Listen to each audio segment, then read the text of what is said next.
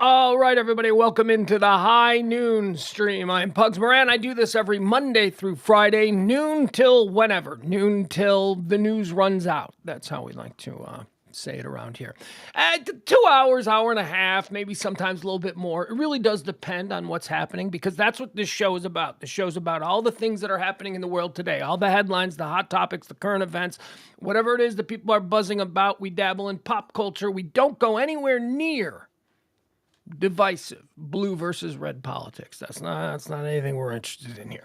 So if you want to get briefed up on all of the things, the other thing, not the shit that you're going to hear on CNN or Fox News or all that stuff. I mean, to some degree, you'll hear some of the same stuff, but I don't traffic in that kind of divisive nonsense. Not here. Not Monday through Friday, noon till whenever. Now, you want to know where we get kind of divisive? We sometimes get a little divisive on the Pugs and Parker stream. That happens at 9 p.m. Central Standard Time. That's the second stream that we do here on the Radio Misfits podcast platform. Pugs and Parker is myself and James Parker. We call it Pillow Talk with Pugs and Parker. That's more conversational. That's how we do. Sometimes we do interviews. Sometimes we just talk about the world, whatever. More conversational. This I like to say is more utilitarian. Also, all of these shows, the 5 shows that we do here at High Noon, Monday through Friday, and the 4 shows that we do with Pugs and Parker at 9 p.m. Central Standard Time, all of them are driven by your gratuity. So if you would like to tip the show, keep us going, help us out, you can do that. We'll leave the banner up at the bottom there. You can see it the entire length of the show. Venmo, Cash App, whatever it is. If you can help out the show, that'd be great. Appreciate you. What else do I need to mention? It's cold. It's cold. Well, I mean, it's not cold. It's not cold. It's Texas cold. It's Texas cold for March, right? What is it? Let me see what it is. I don't have my heat on. I had my air conditioning on Saturday, which is why this is so nuts, which is why all of a sudden now it's cold. 54 degrees. But look at this, man. See that sun? Look at that. That's just me just knocking the drape a little bit. The sun is blaring. Oh my God, it's gorgeous. There's not a cloud in the sky. Actually, I take that back. There are clouds in the sky, but they're the good Simpsons clouds. You know, like in the beginning of The Simpsons. The Simpsons, those big white puffy ones. That's what we got. We got those kinds of clouds. But I am cold, so that's why I'm dressed kind of in like a big warm sweater today. Should we get started? Let's say hi to the people in the chat room. Not a lot of action going on in the chat room. We got Joel. Joel says, hola. We've got Byron. Byron says, hello. Jeff Ballard. Jeff says, yo, Pugs. Tehran is just giving me hand claps. And Dustin says, daylight savings is an MFer. You know what? It really is. It really is. Daylight savings time. I had no idea. I really didn't. I don't know how this happened. Somehow the way I get my media now, it did not come across my plate that this weekend we were springing ahead. I always like that. Spring ahead, fall back. Spring. I had no idea. And you know what I found out last night at like 5 o'clock? It's like 5 o'clock. I got in my car. Actually, I didn't even notice the microwave. My car and my microwave are the only clocks left in my life that do not fix themselves automatically. And like I have everything on my phone, right? My clock on my phone, that updates automatically. Computers, they all update automatically. So the majority of the clocks that I look at, they update automatically. But it was, why didn't I notice my microwave all day long being an hour off? I had no idea. I really did. I had no idea till like 5 o'clock last night, which was actually, if I'm being truthful, 6 o'clock last night. I'm going to have a sip of coffee, but I forgot how to drink for a minute there. All right, let's get into it. Let's talk about today. Now, here's how these shows work. What we like to do is we give you first of all, we talk about the day. This show is really about the day. This day is the 13th day of March. So we like to start out by bringing you all of the history that happened on this day, all of the events that shaped what this day has become in our rearview mirror. Then we go into some birthdays. We talk about the people who were born on this day. We celebrate their contributions or whatever's appropriate for them. Then we talk about some of the people who passed. We mourn some of the losses of people who have exited this plane of existence on this very day throughout history. And then after we have the events, the historical events of the day, the birthdays and the mornings. Then after we've done that, then I feel like we can move forward, and then we go into all the stupid little garbage that is going to shape what today is to future generations. So let's get started. It's high noon. It is the 13th day of March, the 72nd day of the year. There are 293 more of these. So get those New Year's Eve plans started. Let's see here. On this day, okay, is this the first one? It looks like it. On this day in 1781, William Herschel discovers Uranus. And on the first date, I told you last week that I will never let a Uranus joke go by. 1862, on this day, the act prohibiting the return of slaves is passed by the United States Congress. So on this day, in 1862, it was made illegal to return escaped slaves. Now, this kind of flew in the face of the Fugitive Slave Act, which was enacted a few years. It basically took the Fugitive Slave Act that had been enacted, which meant that you had to return a slave. Like if you caught a slave, you had to return him. That was the Fugitive Slave Act. This one, on this day in 1862, prohibited that one from being a rule anymore. Basically, this is all just the ramp up to the Emancipation Proclamation. Which is good. I don't mean to be dismissive. I did not mean to be dismissive. That's not how I meant it. I just meant, this is like a big domino. On this day in 1862, the act prohibiting the return of slaves is passed by Congress. On this day in 1930, the news of the discovery of Pluto is announced. Pluto. All the old heads out there, boy, they get angry because Pluto ain't a planet. Pluto's a dwarf planet. Modern people understand this. People who I guess, got their educations in the 1930s, they're still angry about, Pluto being downgraded to a dwarf planet. Apparently, it's a big... Here's what happened. So Pluto was discovered on this day in 1930 and became a big deal. Hey, we got a new planet. I mean, it would be a big deal. If we found a new planet today in our solar system, that'd be huge because we pretty much think we know our solar system. But, So it was big news in 1930 when they discovered Pluto. And an entire generation of school kids, that was an exciting thing for their era. And then Disney comes along and he names the dog Pluto. And then so generations are like, we like Pluto better. And so there was like this sentimental attachment between children of that era and the planet Pluto. And then in like 95 or what, I don't know, a couple of years back, 20 years ago or something, they changed Pluto. They said Pluto's no longer a planet. And oh my God, did the old people go nuts. That's my childhood. Yeah, well. On this day in 1993, the storm of the century affects the eastern United States, dropping feet of snow in many areas. 1993. Do you guys remember the 1993 storm of the century? I don't. It means nothing to me. You guys remember the 93 storm of the century? I swear to God, now I spent a good 30 years back in the previous century. Yeah, that's right. In the previous century. I remember a lot of stuff that happened in that century. And I can tell you, in my scant 30 years living in that time, there were a lot of storms of the century. I mean, that century had a lot of storms. I don't even know what that means. 1993, storm of the century. We've already had, it's like 2023. We've already had like 15 storms of the century. On this day in 2020, President Donald Trump declares the COVID-19 pandemic. Excuse me. That was not good. It was better that than a burp, though. I typically don't air my breath flatulence like that on the stream. But, I've been battling hiccups, and that thing started to erupt, and what I typically would do, I'd go, excuse me, maybe even, mic it. I thought, you know what, let's just let this process play out. Maybe this will be a nice organic way for me to stave off the coming hiccups. President Donald Trump declares the COVID-19 pandemic to be a national emergency here in the United States. That was on this day in 2020. 3 years ago today. 2020, also on this day, Breonna Taylor is killed by police officers who were forcibly entering her home in Louisville, Kentucky. Her death sparked extensive protests against racism and police brutality.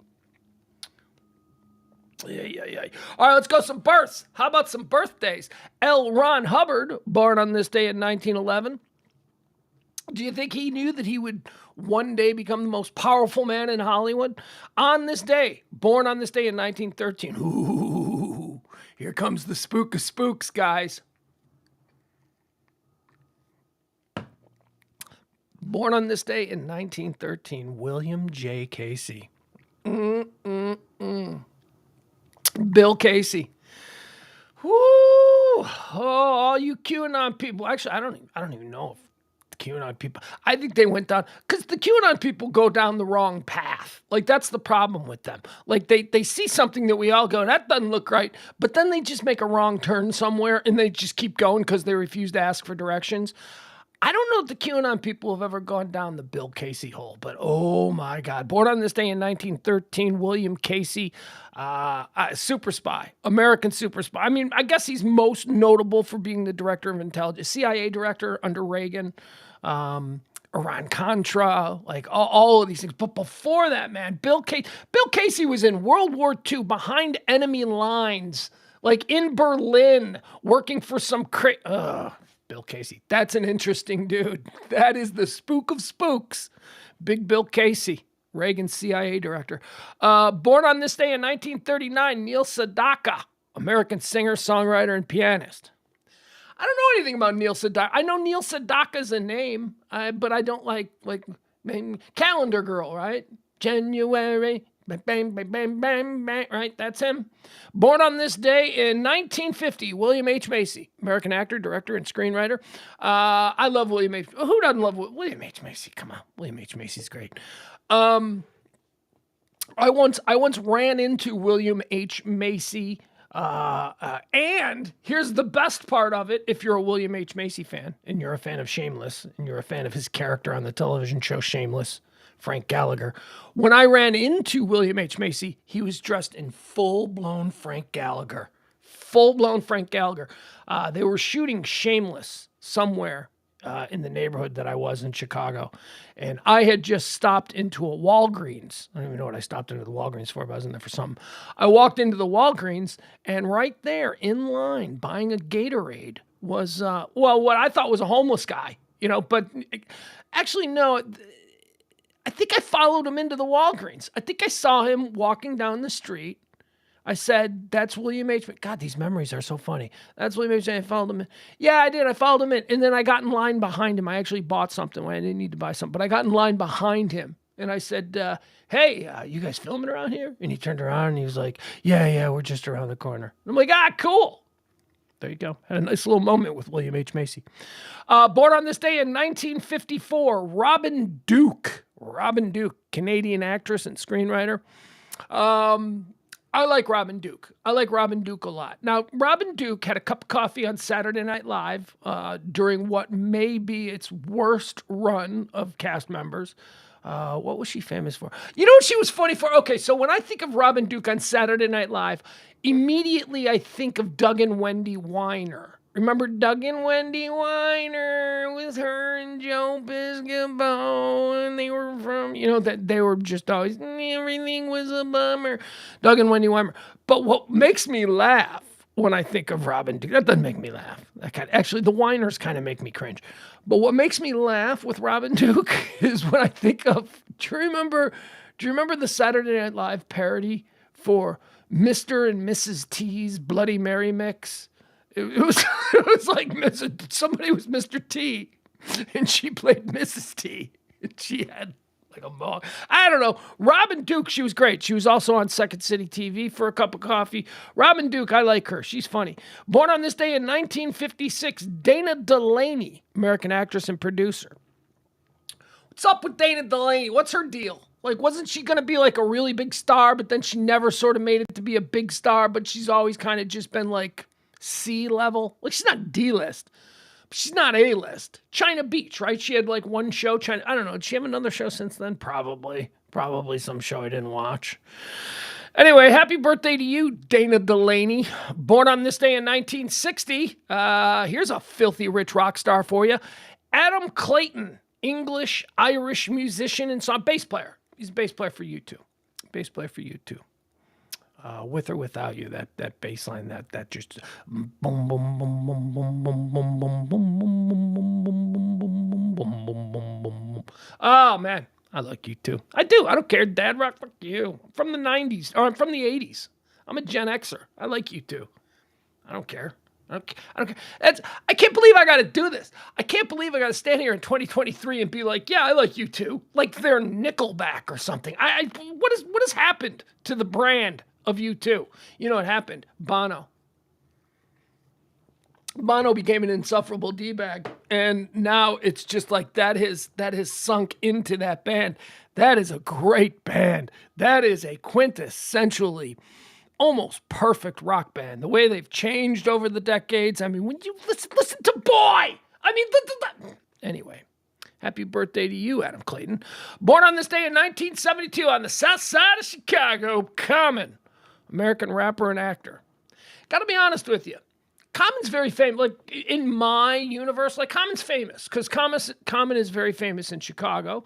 And Common also, and I don't know why, is like famous elsewhere. Like, people treat Common like he's won a Nobel Prize or something. I guess I'm just not all that familiar with the man's work. I just don't. Common is one of the great. Yeah, is he? What did Common? Can you name something by Common? I don't know. I can't. Anyway, I know him. He seems like a good dude. He's sharp. Oh man, he's got like this whole Billy D. Williams vibe going on. Look, can't take that away from him. I just don't know what he does. I just don't know. He's always out there talking about social issues and stuff. I don't think does he have songs? I don't know. Common. But again, he seems cool. Born on this day in 1972, Trent Dilfer, American football player, coach, analyst. Does he hold the distinction of the least talented quarterback to ever win a Super Bowl? Does he? I don't know. Who else is in that conversation for least talented quarterback to win a Super Bowl? Dilfer? Doug Williams with Washington? He was the first black one. Yeah, but he wasn't a great quarterback. I mean, he wasn't a great quarterback. He was like, I remember Doug Williams' career. He bounced around a lot. Jim Plunkett, maybe?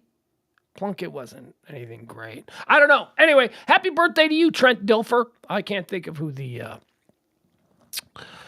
worst quarterback to win a Super Bowl would be, other than you, so congratulations. Born on this day in 1976, Danny Masterson, American actor and producer, writer. Danny Masterson played Hyde on That 70s Show. Here's the problem with Danny Masterson. So I had to look this up because I didn't want to go on the stream and just start talking, bullshit about him. So Danny, I liked That 70s Show. It's a good show. I liked Hyde. I liked the character of Hyde. Turns out Danny Masterson's kind of a creep. Forcible rape is something that he's been charged with. Now, he was on trial, and there was like a big, ugly trial, and all these Hollywood secrets were coming out and all this stuff. And it ended in a mistrial. So it's like he went on trial for rape, and then it was a mistrial, and the new trial was supposed to start this month, but it's going to start next month. So it's going to be put on trial again.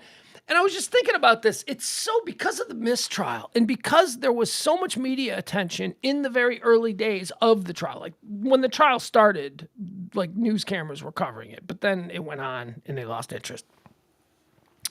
Danny Masterson, no matter how this thing plays out, I'm going to always think in my mind that he raped women.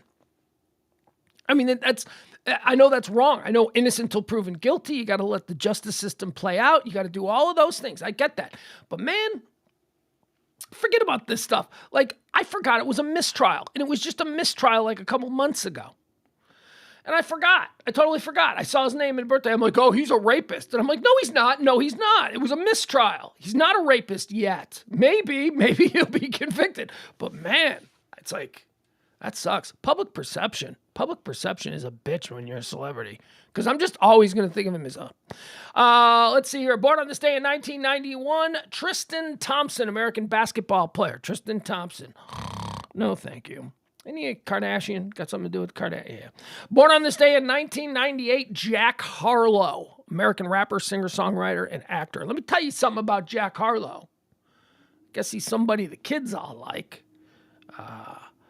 Couldn't tell you what he sounds like. Couldn't tell you what a mute. I don't know if he does rock. I don't know if he does the R&B. I don't know what Jack Harlow does, but I like that kid.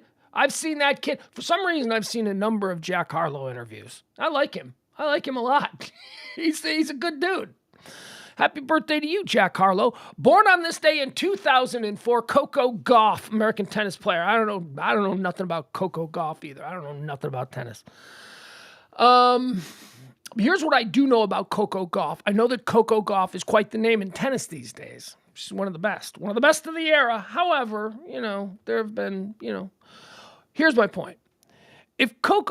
It is very possible that in 20 years from now, she has an amazing career and we're all like, Coco Gauff is one of the greatest tennis players of all time. And that's very possible. It's also possible that, she has an injury next month and that we don't hear about her next year and then suddenly she's not ranked as high and then she's fine. It's also possible that she may not have a career at all. However, here's the thing about Coco Gauff. 20 years from now, 30 years from now, whether she has a career or not. She's got that name, man. That name is good. We're never going to forget that name, Coco Gauff. Regardless of what she does with the rest of her career, 30 years from now, if the name Coco Gauff comes up, we'll be like, oh yeah, tennis player from the early 2020s. We'll remember that name. If her name was Lisa Anderson, and she was only good for like 18 months and then never had an extended, we wouldn't remember Lisa and Coco Gauff, we remember. Her parents knew what they were doing. They were branding her with a cool name from the very beginning. How about some deaths? Some people who died on this day. Here's an indicator of how incredibly stupid I am. Benjamin Harrison died on this day in 1901. I saw the name listed. I'm like, 1901, Benjamin Harrison died. And you know what my first thought was? My first thought was, oh, I heard of that dude. What did that guy do? He was a president. I didn't even recognize him as a president right off. Benjamin Harrison, president of the United States, 23rd president of the United States. Boy, oh boy, we talk about spare presidents, right? I didn't even recognize. They gave me his name. Benjamin Harrison, president or not. Now, I would have eventually gone, yeah, I do. I think he was one of those spare presidents. I would have eventually got that. If the question was Benjamin Harrison, president or not, I probably would have gotten that right. But just the very idea that I had to think about it just shows what a spare he was.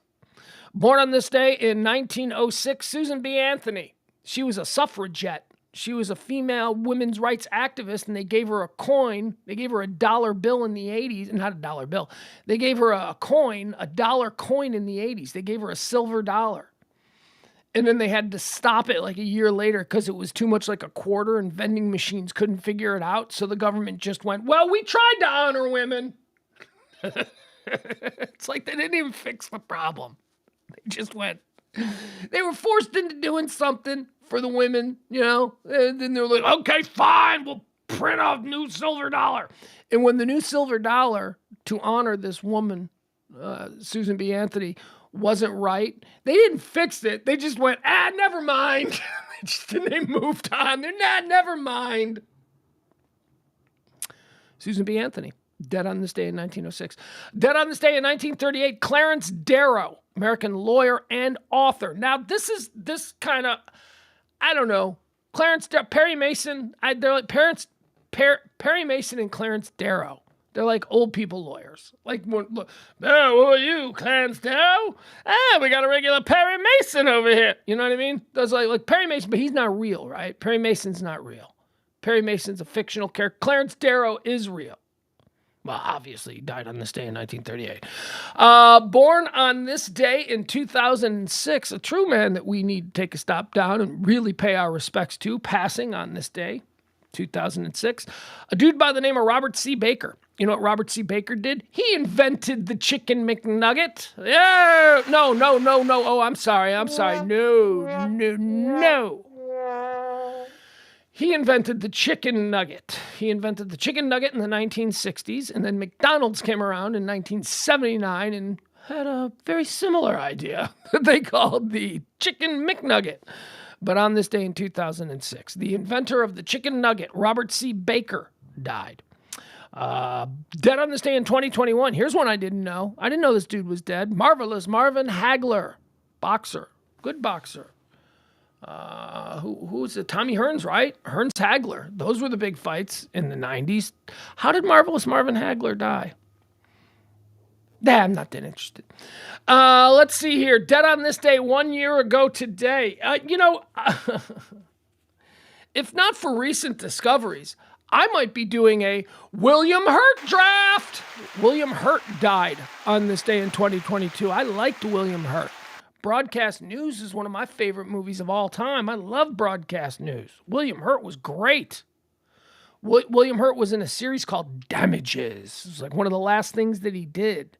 Glenn Close series, Damages. He was great in that. I liked William Hurt. He was good in a whole bunch of stuff.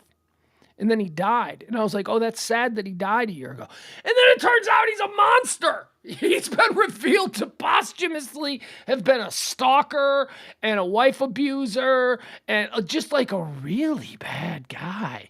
You don't believe me? Just Google search William Hurt. Just William Hurt love life. No, just William Hurt. William Hurt abuser. Whatever. Yeah, I don't care. Just William Hurt. If you just Google search William Hurt, you'll read all kinds of really bad stuff. All right, there you have it. That's everything. So we went through the events of the day. We went through the birthdays of the day, and we've gone through the deaths of the day. So what do you say we take a drink of water?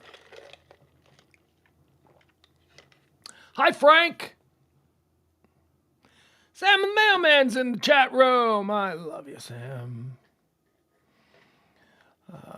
Let's see here. All right, let's get into all of the big things that are trending today. Banks.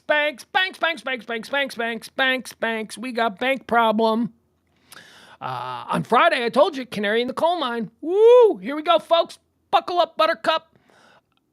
The banks are crashing. Okay, I don't mean to freak you out. The banks are crashing. I don't mean that.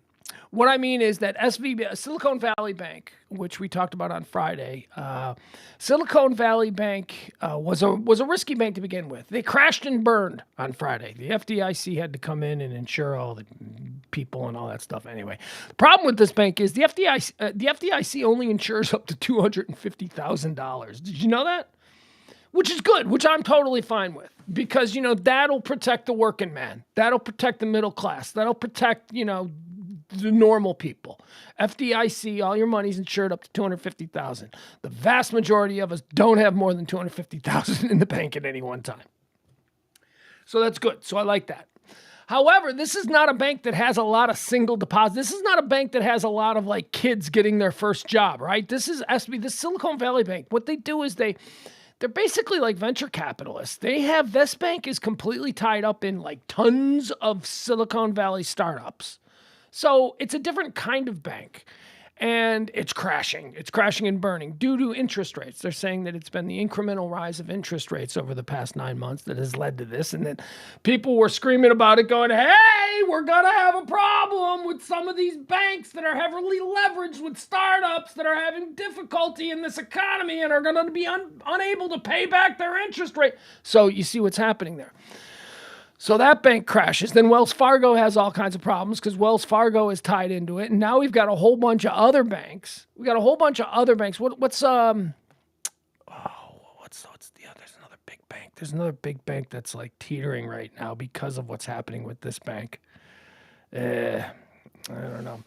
It says here, the bank did not properly manage suddenly rising interest rates. Silicon Valley Bank was in a financial position most major banks don't find themselves in. Silicon Valley Bank was heavily leveraged in startups which have a tendency to be cash furnaces. All right, there you go. There you have it. SVB Bank. I don't know. We'll see. We'll see. Some crazy stuff is going on. Don't worry. Old lady Janet Yellen is on the case. She'll get it all fixed. The U.S. government took extraordinary steps on Sunday to stop a potential banking crisis after the historic failure of Silicon Valley Bank, assuring all depositors at the failed institution that they could access all their money quickly. Up to $250,000. And again, the people who bank at this bank have more than $250,000 in there. This is a rich people bank. This is a Silicon Valley Bank. Anyway, developing ... as they say. Chinese spy satellite. Apparently, we got a Chinese spy satellite over Hawaii, and it's shooting green lasers down. And there's some crazy person in England who's going, they're measuring for a hypersonic missile blast launch. They're going to blow up Hawaii. Why the fuck they going to blow up Hawaii? Okay, this is where I go. This is only because, stupid people will go, well, like Pearl Harbor. Pearl Harbor was attacked because it was strategically attackable by the Chinese Air Force at that time, or the Japanese Air Force at that time. Pearl Harbor was also a strategic location. We know this. It was the hub for the Pacific Fleet. But it was also because they could get there, okay? Today, in 2023, Hawaii is no kind of target on any level, okay? It's just not. It's not. First of all, they would attack, if you're worried about, military and naval presence, they would attack Virginia Beach and San Diego long before, in 2023, they would attack Pearl Harbor. That's a tourist destination now. That's and besides, we've got bases all over that part of the world. We don't need to have it all centrally located. Anyway, this is a stupid story. It's meant to scare us, and it's meant to gin us up to think. What are the Chinese doing? I don't know. Are they measuring for a hyper... I hardly believe the Chinese would attack Hawaii because there's no reason for it. And secondly, if the Chinese were to attack Hawaii, they wouldn't, spend weeks ahead of time or days or whatever, I don't know, measuring it. They wouldn't be this clumsy about it. Anyway, you see the story about the Chinese spy satellite over Hawaii. That's what this is about. Here's an interesting one. Texas. We got some of the most creative abortion laws in the country down here in Texas. I say that with tongue firmly in cheek. But here we got we knew that we were going to get some fun legal cases out of these Texas abortion laws, right? We knew it. We knew they were going to come. Well, we got one. We got one here. A Texas man is suing 3 women for helping his wife obtain... No, not an abortion. Abortion pills. They help this dude. So here's what happened. So this dude, man and wife are getting divorced. They hooked up. This happens. You're horny. So they hook up. She gets pregnant, right? But they're going through a divorce. And she's like, I'm not going to keep this baby. So she reaches out to some people online, some help groups, whatever, and she says, I don't want to have this baby. I need an abortion pill. So they helped her get an abortion pill.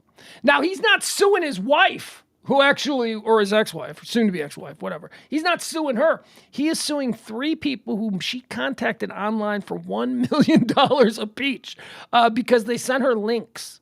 And one of the women offered her home for her if she needed a place to stay and, whatever during this process. I don't know enough about it. But man, Texas man sues 3 women for helping his wife obtain abortion pills. A Texas man has filed a wrongful death lawsuit accusing 3 women of helping his ex-wife obtain abortion pills in one of the first major legal challenges under a state abortion ban since the United States Supreme Court overturned Roe versus Wade. Plaintiff Marcus Silva filed the lawsuit in Galveston County, Texas, alleging that 3 Texas women are liable for wrongful death because they helped his ex-wife obtain abortion pills to terminate a pregnancy. This was back in July of last summer.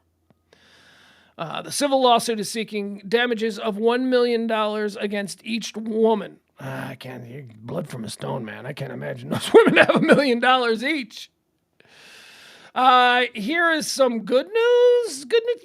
Yeah, I think it's good news. Here's another story out of Texas here. We saw last week, we were all just paralyzed by the awful display of inhumanity that we saw on a Texas road outside Dallas last week when a man pulled his SUV over to the side of the road, opened up the back, let a beautiful, majestic German Shepherd out, and then just drove off.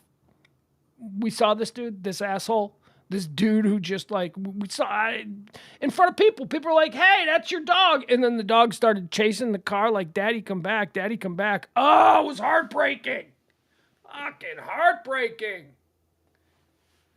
Should we see the video? Why not? We got the video. Should we see it? Why not? All right, here, we'll watch the video of this a-hole.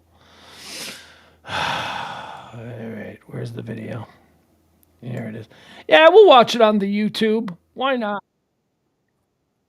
Here, we'll watch. There's that. All right. Why not? This looks like a news story. We'll watch the news story on it. Just in case you're unfamiliar with the story. Here we go. Covered by a series of surveillance cameras. Yeah, start it over for you. This section of Dowdy Ferry Road is covered by a series of surveillance cameras, some of them hidden for very bad reasons. And unfortunately, on Wednesday night, those cameras captured it happening again. A man in an older model white Chevy SUV parks on the side of the road near Dowdy Ferry and Tea Garden Road, apparently unaware that 2 cameras are watching. He opens the tailgate and lets an adult German Shepherd mix out of the back. Someone yells at him from across the street. But he ignores it, gets back in his SUV as the dog follows him to his driver's side door, and then he simply drives away with that dog chasing him down Tea Garden Road, narrowly avoiding getting hit by other passing cars. That was an intentional dump, and he did not want to be caught, and he did not want that dog. He made that clear. But it makes me sick to my stomach when I see people that will take the time to take their dog, drive out here, and just throw it out like trash, like Dowdy Ferry is known for. The only good news so far is that the animal was rescued and is now in the custody of Dallas Animal Services. The Dallas police are looking for the suspect. The crime is a Class A misdemeanor. And if you can help with this investigation, they ask you call this number, 469-504-3394. All right, so there's that. There you go. The man who sparked outrage by abandoning a German Shepherd in broad daylight in Texas has been arrested. That's right, they got him. Charged and identified, although it's not really a crime. Hell, this is probably legal in Texas because, this is the state where, hey, if you want freedom, if you want to just leave your dog. He was arrested and charged and identified as an individual. He's an illegal. Here we go. There you go. Illegally in the United States. The Dallas Police Department and County Jail records show. His name is Ramiro Zuniga. Let's see. The moment the German Shepherd was abandoned on the side of Dowdy Ferry Road, Ramiro Zuniga, 41, was arrested Saturday and charged with a misdemeanor animal cruelty charge stemming from an incident that shocked locals last Wednesday evening. So let me tell you what the real world gonna do about this story. All right, ready for some? Right now, that's a terrible, terrible story. Here's what happens in the real world. Okay, we completely forget about this story. We, the great unwashed, us, the plebes, we completely forget about this story. That dude gets a slap on the wrist because it's a misdemeanor. Absolutely nothing happens to him, and that dog gets put to sleep in the next month. That's the real world. That's what's going to happen with that dog. Who's going to get that dog? That dog is a fully grown German Shepherd. You know how hard that dog is going to be to adopt? Maybe because the story, here's the only hope that dog has. Maybe because it was such a high profile story that somebody with a farm or whatever, a million other dogs, somebody like that can step in and that dog can have a nice life. But you know for a fact that big ass German Shepherd at the age that it is, that looked like a fully grown dog. They're going to have to put that dog down. They put down dogs every day. County can't afford you. We don't want to pay taxes for dogs. We don't want to pay taxes for hungry kids. You think we want to pay taxes for hungry dogs? I mean, I guess existentially we do, but when it comes time to put pen to paper and writing these bills, we don't want to pay for that stuff. We'd much rather pay, $10,000 for a hammer, in some Pentagon scam. Here's the other thing, too, about that dog. And look, this is progress. This is progress, folks. Believe it or not. I know we don't like progress. We don't like to be different. We don't like to change. I want to stay the same. Progress is good. Here's what's progress about this. Not 20, 30, 40. Let's go 40 years ago. 40 years ago, okay? 1983. 40 years ago, this kind of shit happened all the time. And if you want to make it even grosser, go back to like the 1930s, 40s, 50s, and 60s when people weren't getting their dogs spayed and neutered, when dogs were just having litters and there were puppies everywhere. People used to put entire litters of baby dogs and cats in bags and drown them in rivers. I mean, that's just how we can't afford to feed them. But progress, here we are in 2023, we get a camera, we see a guy doing this to a dog, and we want that man dead, don't we? We do. We want something terrible to happen to that guy. But again, I say 1955.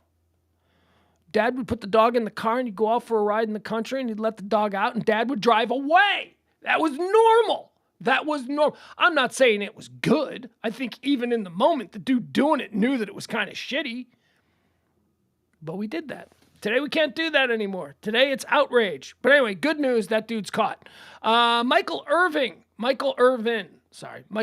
in the news again. We all know about Michael Irvin. He got in trouble at the Marriott Hotel there during Super Bowl week. He came in from a night of partying. He had some interaction with someone who works at the hotel. He goes up to his room, then they come knocking on the door. It's hotel security. Michael Irvin needs to be kicked out of the hotel now. Michael goes, well, I don't know what's going on here. Michael Irvin don't know what's going on here. He's a little shit he's drunk. He's shit-faced. He admits that. And they kick him out of the hotel. And then the next day the story breaks that Michael Irvin has been sent home from the Super Bowl by his employer, ESPN, because of an incident that occurred at the Marriott. It became a big story. Oh, what did he do to this girl? And then the story said that there was videotape. We ain't seen no videotape. So here we are now. So Michael Irvin held a big press conference. We showed it the other day. He broke down in tears, talking about how, I don't know how emotional he is. He's a very emotional guy. He's always been very emotional. I would like to think that a man of his age, about 60 years old, would at this stage of his life have some kind of control over his emotions. Michael Irvin does not seem to possess such skills. So he held the press conference and he's like, they're persecuting me, doing all this kind of stuff. When we all know that drunk-ass Michael Irvin was trying to get laid and on his way to the elevator, because he's done this 1,000 times and 650 of those times, he did end up getting laid and he did bring somebody up to his room. So he's walking through, he makes a pass, maybe he says something. I don't know if there was any physical contact, but I completely believe that Michael Irvin walking through on Super Bowl week, heading to his hotel, probably had an engagement with a girl in the lobby where he made some kind of a pass at her, which I don't know. Should that necessarily be something that would get you sent home for a week? Maybe in 2023. I fully believe that he did something. I don't know if it was something wrong. I would have to see it. We've got to see the videotape. But it was enough that the Marriott Corporation got ESPN to pull one of their highest profile people, Michael Irvin, from their Super Bowl coverage, which is a big deal. So Michael Irvin now, dust is settled. It's been weeks and weeks. Nobody's released the videotape. Nobody's seen the videotape. Michael Irvin demands to see the videotape. They finally show it to Michael Irvin's lawyer. Michael Irvin's lawyer can't believe this, and now they're suing Marriott for $100 million because they've seen the videotape and there is absolutely nothing that would justify the kind of trauma that Michael Irvin has gone through in the wake of this scandal. So now Marriott is responding. Marriott is responding to the press conference where Michael Irvin started to cry. And he said that it's kind of like how the people got lynched. He did. Michael Irvin equated his drunken evening at the Super Bowl, where he may or may not have made a pass at a woman that may or may not have wanted him to make a pass at her. He equated that to black men being lynched in the South. Okay. Marriott, the Marriott Corporation, is now responding. Marriott is responding to a $100 million lawsuit filed by former Dallas Cowboy Michael Irvin. Irvin's lawyers announced the suit last week, accusing the chain of defamation and interfering with a business relationship.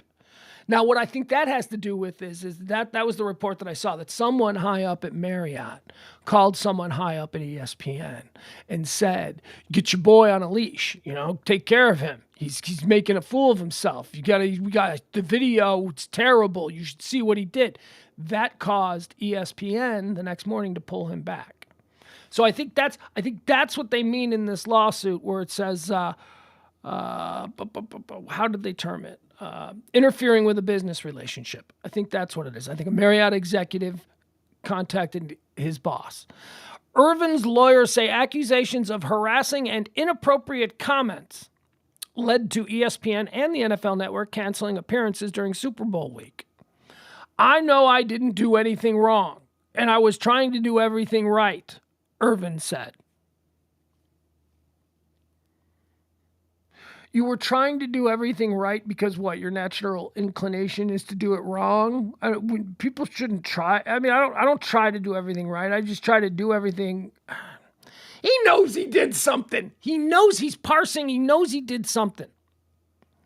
Irving said, "I just got emotional thinking about it because I'm struggling with what to do moving forward." What to do moving forward?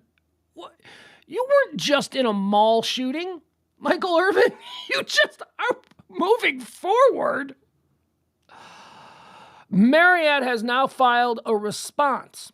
The company says that Irvin was staying at the Renaissance Phoenix downtown hotel in a group of rooms booked by the NFL.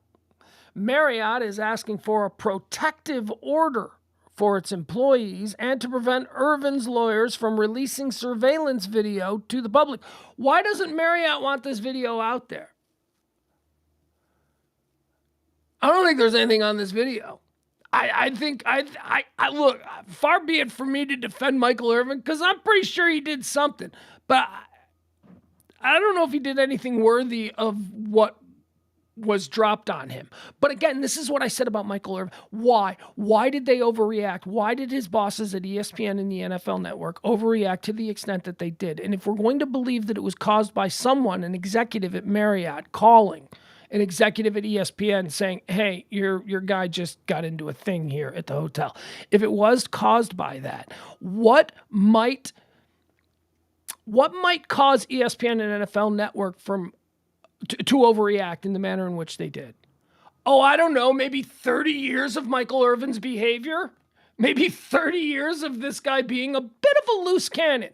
Now, granted, he hasn't been so much in the last 10 years. He hasn't. He seems to have been maturing. Now he's a bit of a, silly kind of grand old statesman of the NFL, bit of a clown. I'm going to get crazy. He's like that kind of guy. So he's been fun. He's been a bit more lovable than when he was the playmaker and just in all kinds of nonsense all the time. That's it. Michael, this is a bed that you have made by your behavior of the past 3-4 decades. You are not somebody who gets the benefit of the doubt, Michael Irvin. Now, might this have been an overreaction? Yeah, I think it was.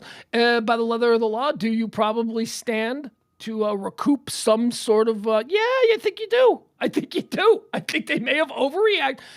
God damn it, Michael Irvin, your bad behavior of the past 40 years may, in the end here, result in you getting a check from the Marriott Corporation. All I'm saying is I understand why his bosses overreacted. It's Michael Irvin. You got to be like, oh, geez, what did he do? Super Bowl guy. Here's a situation where I'm starting to think that maybe what he did wasn't all that bad. But based on who he is and who he has been and the things he said and the scandals that he's been associated with, both directly and tangentially, you got to go like, oh, God, get him out of there. Just, get him out of there. Don't ask any questions. Just get him out of there. I think that was the response. Now, if it had been Joe Buck, or somebody, or Troy Aikman. Like if it had been Troy Aikman, I imagine they'd have given him the benefit of the doubt and said, well, let's wait till morning and let's talk to Troy. Let's see what Troy has to say about this, and then we'll move on from there. But Michael Irvin doesn't get that kind of benefit of the doubt from his bosses at ESPN. He doesn't. NFL free agency. Oh, that's a big subject here. NFL free agency opens on Wednesday. These 2 days right here. This is when some of the most illegal, under the board, backroom bullshit goes on in the NFL. Deals are already done. You can't make any deals until 3 p.m. on Wednesday, the 15th. You can't make any free agent deals. You can't announce anything. Can't sign anything. Can't do. But man, oh man, we are in this weird period, like the last Saturday, Sunday, Monday, Tuesday, tomorrow, and Wednesday is going to be all about big announcements. But we will begin to hear, like for instance, I'll give you an example of what I mean when I say that these deals are already done. Mark Murphy, who is the GM. Actually, I don't know if he's the GM. Is he the team president? I don't know how they do it in Green Bay, because Green Bay is a different kind of structure. Anyway, Mark Murphy, who is the most important guy in Green Bay football, unless you ask Aaron Rodgers. Aaron Rodgers will tell you that he is. Mark Murphy had a bit of a slip when talking to reporters about Aaron Rodgers. Now, Aaron Rodgers is rumored to be going to the New York Jets in free agency. Mark Murphy said, in speaking of Aaron Rodgers, quoting Mark Murphy now, Aaron Rodgers had a great career here. That's huge. Did you see what happened there? Did you hear that? Mark Murphy, Green Bay Packers president. Aaron Rodgers had a great career here. The president of the Green Bay Packers knows he's gone. He said he had a great career. And he also then covered his tracks, and he went on to say that, oh, he's one of the greats and blah, blah, blah. He should always be a Packer. But then he hedged that as well by saying that nobody plays their entire career for the same team anymore. So there you have it. So I think that's obviously that'll be made official on Wednesday, but it's looking like, as far as NFL free agency goes, the big question is Aaron Rodgers going to return to Green Bay? Seems like, according to a possible slip by Mark Murphy, no, Aaron Rodgers is not returning to Green Bay. How about the Oscars? Should we talk about the Oscars? The Oscars were last night. Did we watch the Oscars? Do you know what I almost did? So last night when the Oscars were starting, I thought, you know what, maybe I should just do a live stream where we just watch the Oscars. But then, because of the way I watch things online, on the internet, and there's a drag, and there's a delay, and I just realized, I'm like, I can't do that, because I'll be covering it here, and everybody in the chat room will be like 30 seconds ahead of me. And they're like, so it's like, Anyway, I watched the Oscars in a different way. What I did was I recorded it, because there's a lot of bullshit. There's a lot of bullshit in those 3.5 hours or however long that stupid show takes. And I watched it online off a recording, and I was able to fast forward through everything. Dude, I got through the entire Oscars telecast in like an hour and 15 minutes. And I watched all the speeches, and I watched all the presentations of the big categories. You know what I didn't watch? Costume design. You know what I didn't watch? Foreign short film. I didn't know. Fast forwarded through all of that shit. Fast forwarded through all the commercials. I saw Lady Gaga, looking like she showed up for the Oscars. She got up on stage. She looked like a college girl doing her laundry. What was that? I watched so I get the Lady Gaga, and I'm like, okay, so Gaga, apparently her suitcases got lost. She's wearing sweatpants and anyway, Lady Gaga gets up and she's going to sing a song, and she starts talking for like 5 seconds. And I was like, nope. I don't care. I don't care if the whole world tomorrow is talking about what she's saying here. I'm not going to watch. And I fast forwarded. And the whole world wasn't talking about what she was saying there. So it looks like in retrospect, I may have made the proper choice. Lady Gaga, I didn't see that. I fast forwarded through, I saw the which is always my favorite. The look at the people who died last year. I love that. I love the look at the people who died last year. And I also want to say,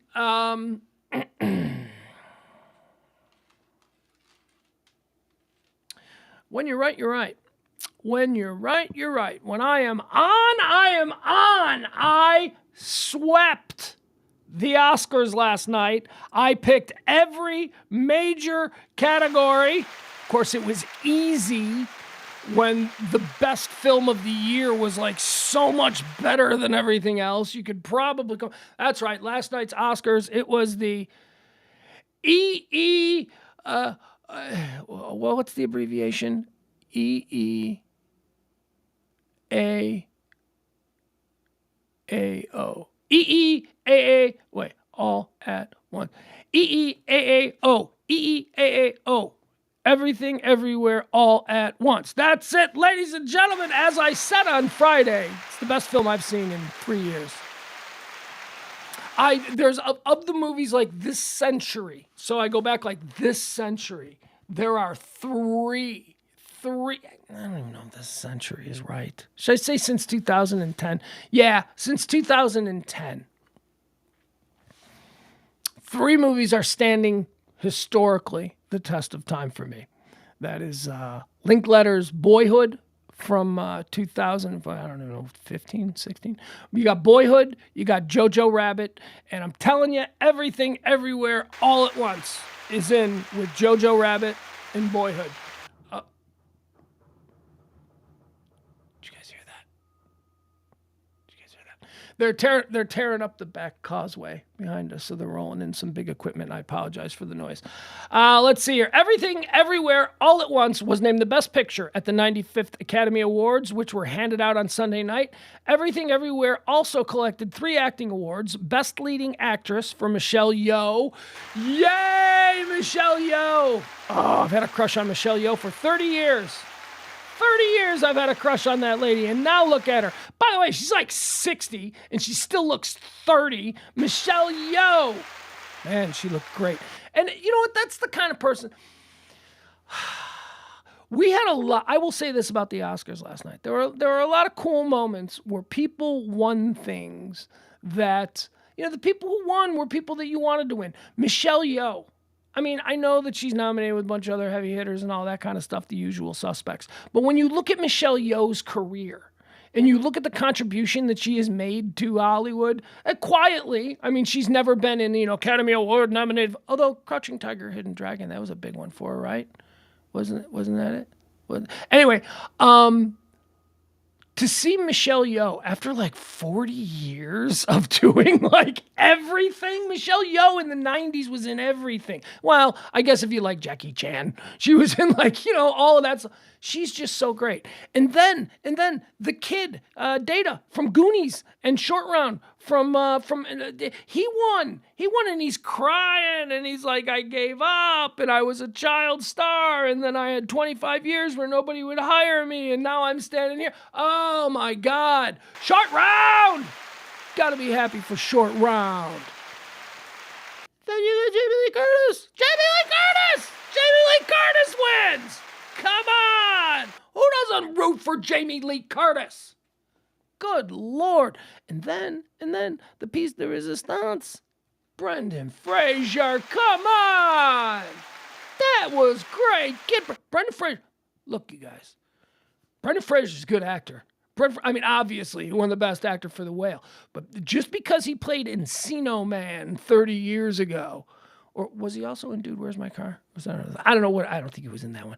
Just because he was in Encino Man 30 years ago, it doesn't mean that he wasn't in... Oh my God, he's in so many good things. Brendan Fraser does a lot of really good... You know who I like? You ever seen Doom Patrol? I know that's kind of... Because he's done real movies, but Doom Patrol is an HBO Max series where he plays a robot man. He's good in that. And then there was that movie that he made another movie with, I think, like Sir Ian McKellen, where he played his gay lover. Forgot what that was. Anyway, that was really good. Anyway, I thought the Oscars were great. Now, granted, I got through it in an hour and 15 minutes. And I didn't watch any of the bullshit, and I didn't watch any of the songs. I'm sorry, I didn't watch the songs. Oh, God. And then wasn't there like a tribute to Bollywood? Oh, God. Fast forward through that shit. Look, I think it's wonderful. I think that that's a part of your culture, or if you are somehow attracted to that style of entertainment, that's wonderful. Doesn't have to be for me. I would fast forward through an orchestra rendition of, the John Williams hits. I'm just, anything that seems like it is not going to be anything I need to know, I'm not going to watch. And that's how I watched it. I fast forwarded through everything. It was great. Also the Daniels won for director. That was great. That was great because they were up against some real heavy hitters in Spielberg and Cameron and a lot of people. South by Southwest is trending. South by Southwest is going on. South by Southwest. I got nothing else to say about South by Southwest. I went once years ago. It was cool. I got nothing else to say about South by Southwest. What is this? Rage. Here, this is a study that was just conducted about our national rage. And would it surprise you to learn that according to a recent study, we are far more rage-filled today than we ever have been in our recent National Customer Rage Survey points to troubling trend among U.S. consumers. The results of a small nationwide survey suggest that consumers are becoming increasingly infuriated by the perceived level of assistance from customer service departments, and some of us aren't above seeking revenge.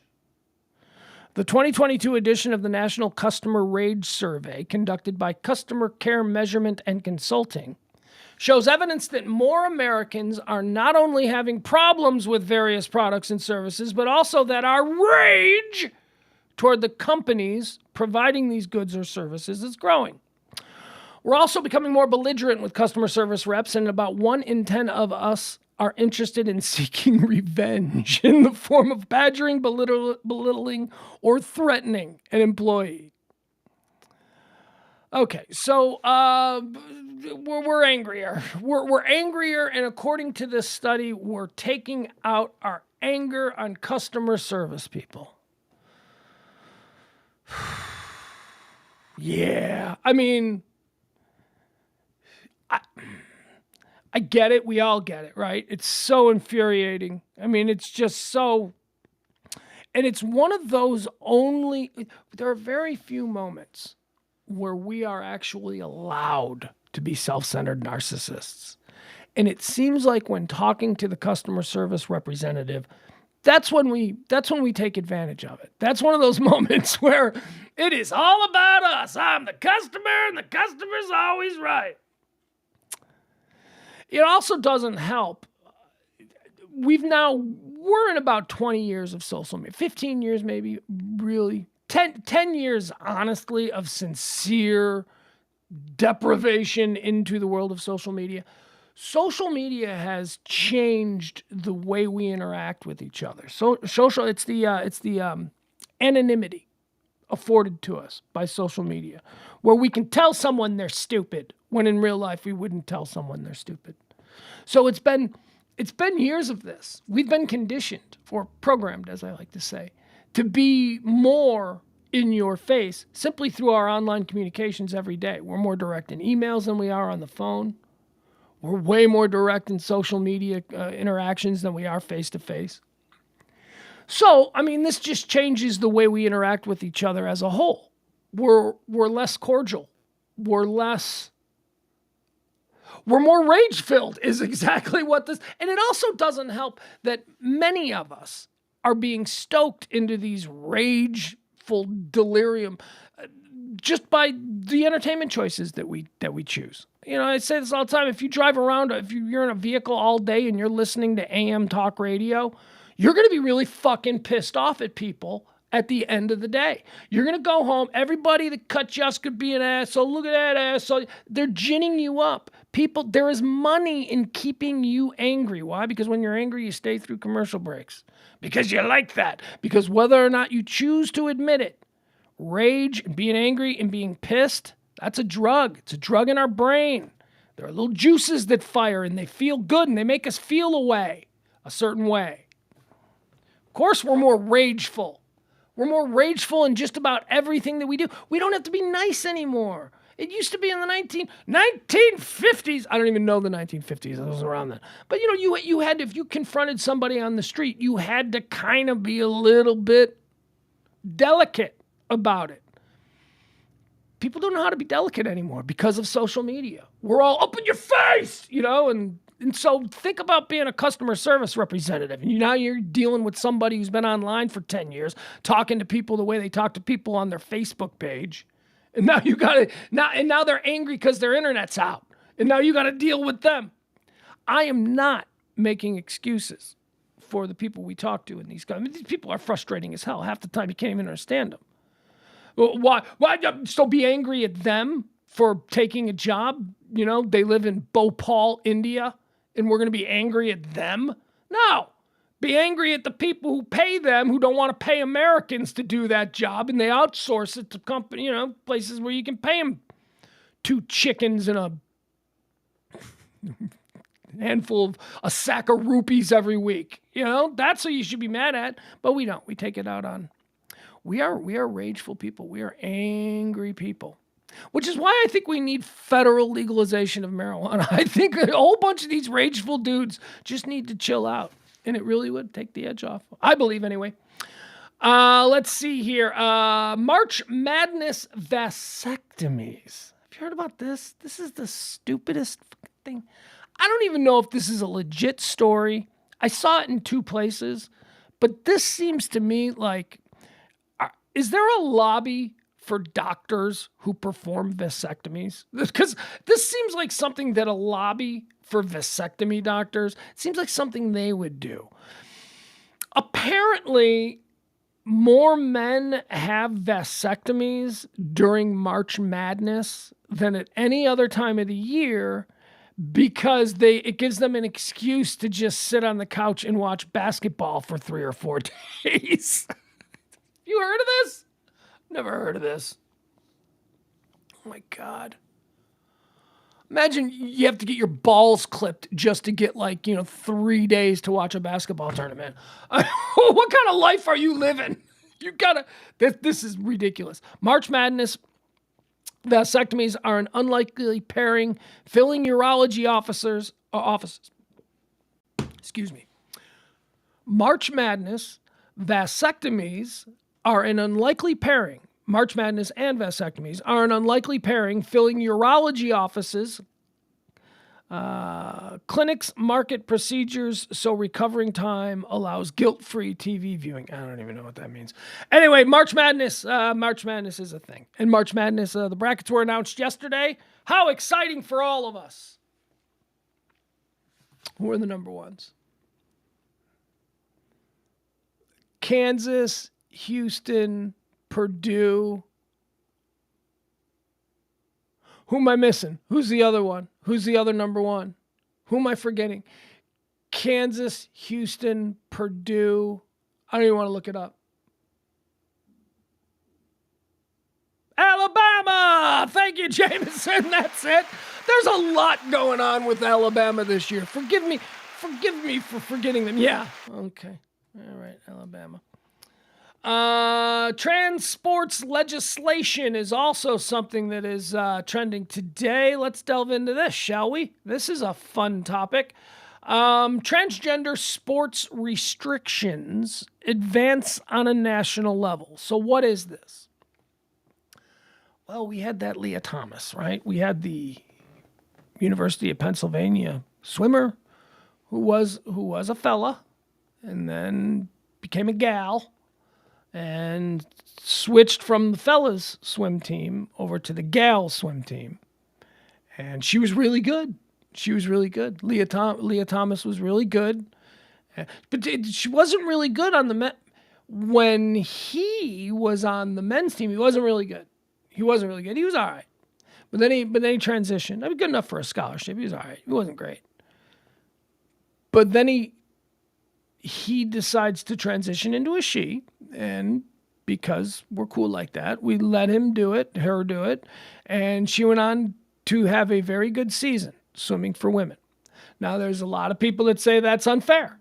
That's totally unfair because Leah Thomas was a male athlete, a world-class trained male athlete, big university scholarship swimmer. Was a male athlete for the first 19 years. And there are those who say that gave Leah Thomas an unfair advantage when she would jump in the pool with the women because her muscles, well, whatever. I don't know. I'm not a doctor.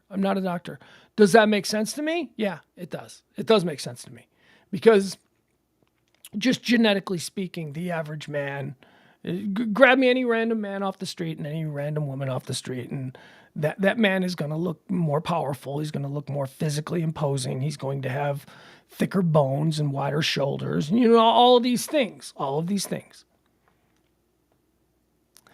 So now they're trying to make it official, Okay, so here's what's happening. So they want to make it official so that can't happen anymore. So that if you are a dude and you want to do women's sports because you're transitioning, then you're not going to be allowed to do that anymore. So let's go through this.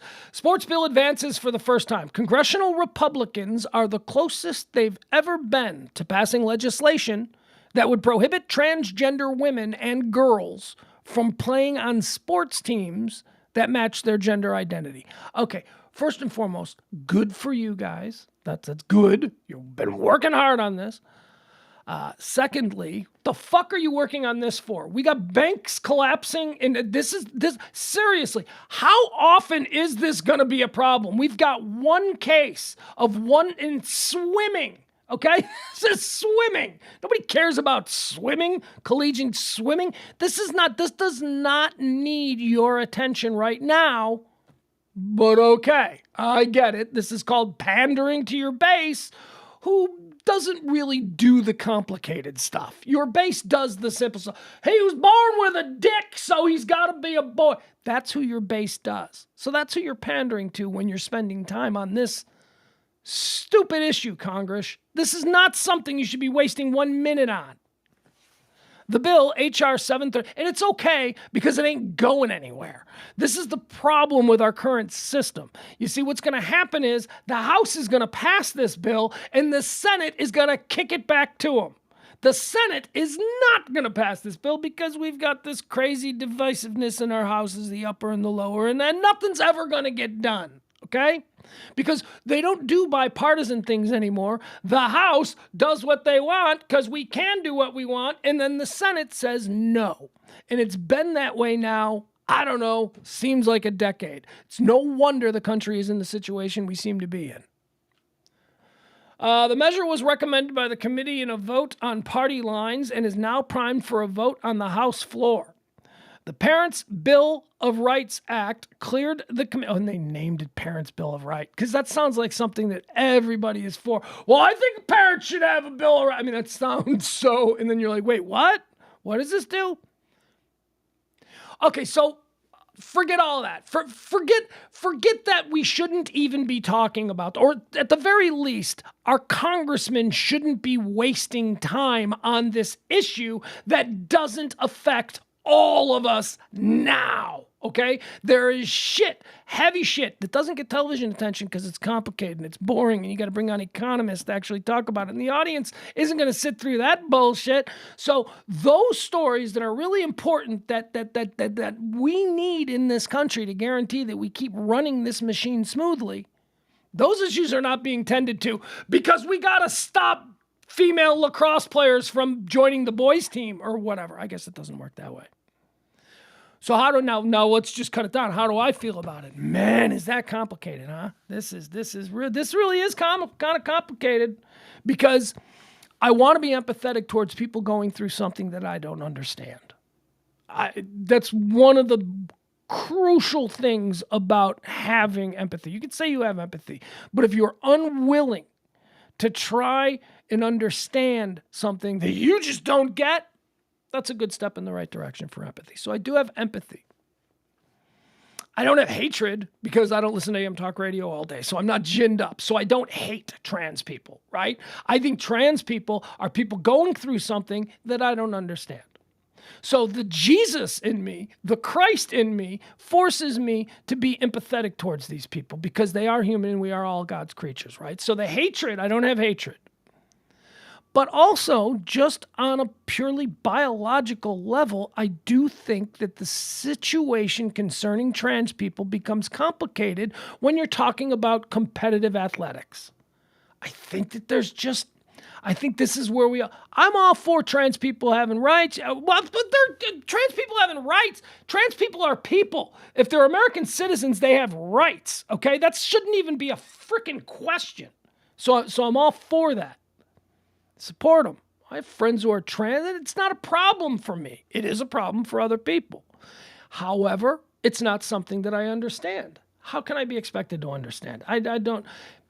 It's like me. I suffer from depression. Pull yourself up by your bootstraps. What? You can't just put your yourself in a good mood. Come on, what do you have to be depressed about? See, I know that there are people who have no ability to understand what depression is, right? I know that. So understanding that I have something that other people just can't even wrap their minds around, that sort of allows me to then look at other people in whatever situation they're going through and go, yeah, it might be the same thing. So you know what? I'm just going to sit this out. But I don't know. I think the Leah Thomas situation, and let's talk about that one. She's the swimmer at Penn.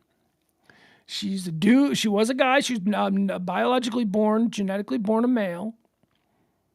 Became a swimmer, a good enough swimmer to get a scholarship to a major university, and then transitioned into a woman and joined the women's team. So let's just talk about this.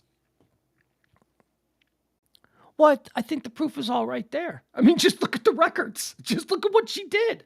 Just look at what she did when she joined the women's team versus what that same person was doing. Oh, but it's not the same person. Oh, but it is physically for the most part. I mean, it's the same shoulder width. She's taking hormones. It's a big dude. Okay, so let's forget that we know that Leah Thomas was born a man. Okay, let's forget that we know that.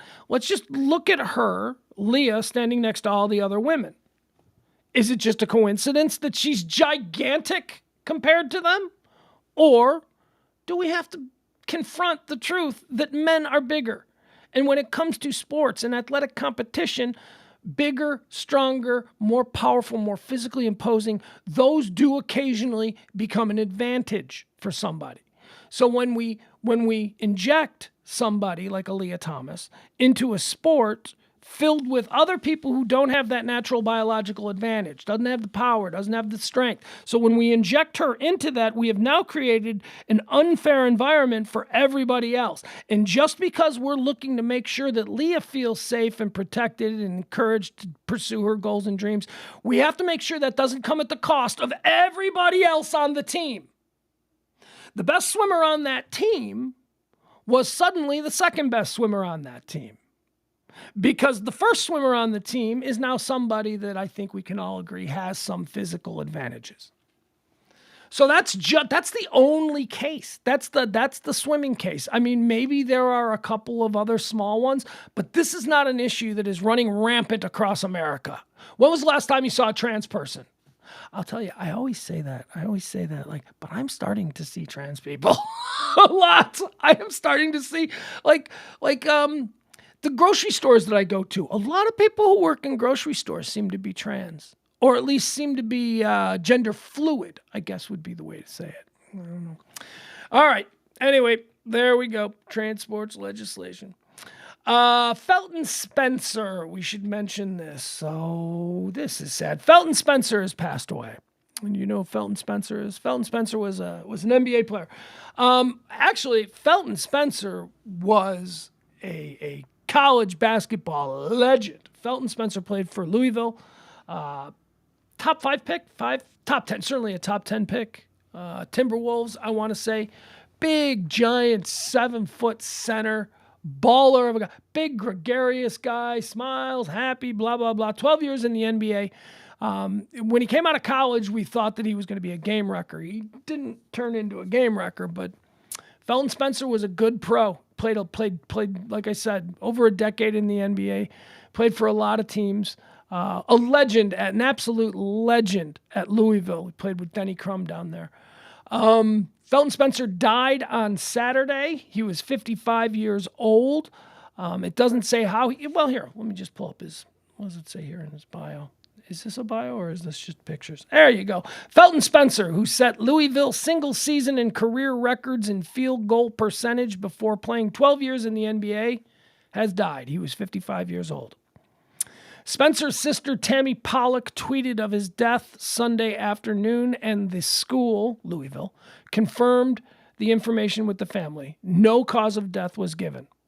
Louisville tweeted that it was heartbroken by Spencer's passing. Former Cardinals teammate and current coach Kenny Payne expressed love and prayers for Spencer's family. His sister says that we don't know how he died. We're not hearing how he died. And when you think of a 55-year-old former pro, you think, oh, right? I mean, you think tragically, right? 55, he's getting older. He's not the center of attention anymore. You know, he's not a superstar. Maybe so. That you wouldn't be wrong to think that drinking, a lot of former pros get into drinking and drugs just out of sheer boredom. But the way his sister described it, she said that he passed away today at the age of 55, surrounded by family and loved ones. So that tells you that that's not it. He wasn't found dead, right? He didn't like overdose because he was partying or whatever. He wasn't.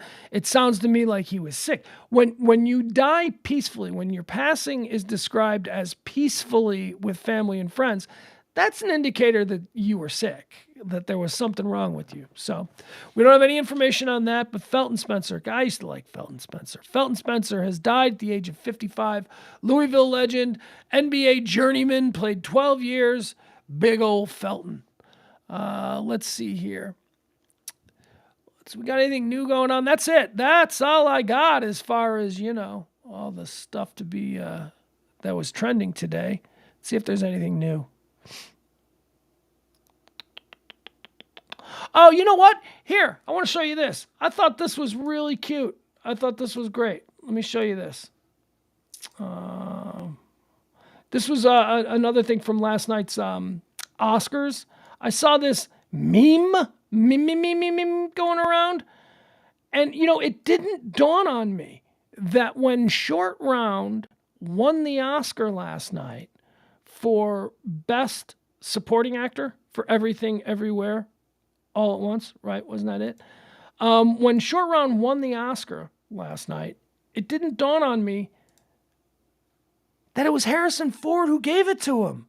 I didn't. Harrison Ford, Indiana Jones gave Short Round a freaking Oscar. I didn't even, until I saw this meme. Now look at the meme. All right, so on the top is the scene from Indiana Jones where Harrison Ford is hugging Short Round. And then below that is from last night when Harrison Ford gave him his Oscar. That is just, that's beautiful. That's really nice. I gotta tell you, that's a moving picture. Harrison Ford. Harrison Ford giving. What do you mean not Best Supporting Actor? A little Short Round, a little Data. I don't know his name. I don't know the dude's name. That's gonna be trouble for him moving forward as an actor. I don't know his name. It's Ki Young, something like that.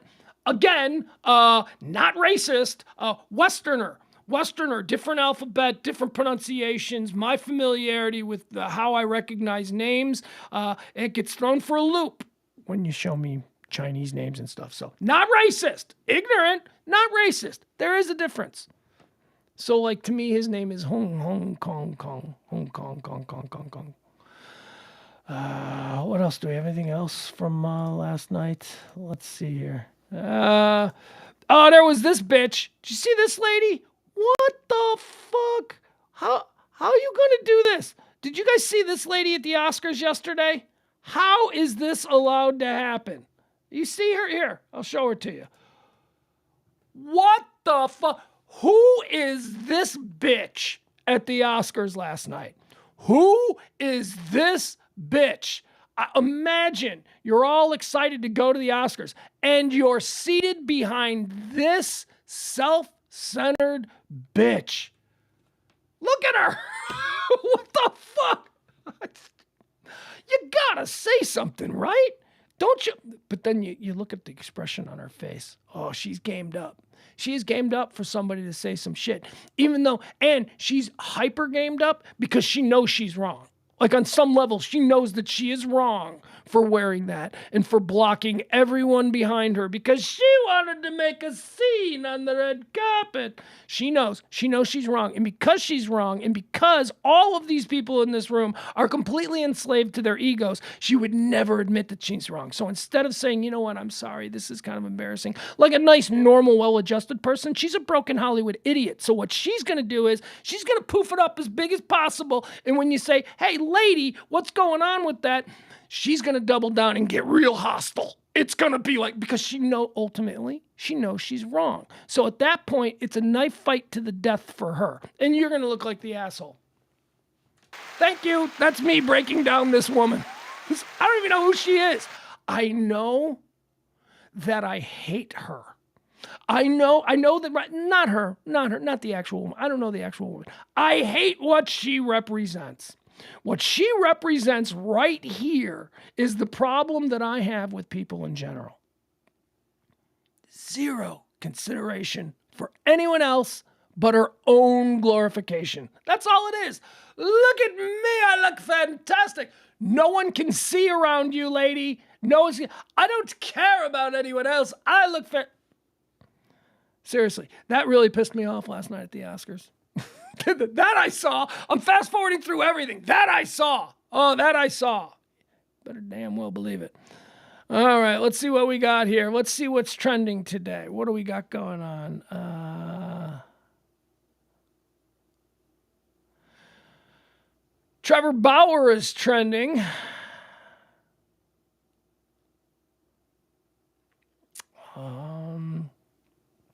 Is Trevor Bauer going to play? It looks like Trevor Bauer, who is another one of these creepo guys, good baseball pitcher, good baseball pitcher.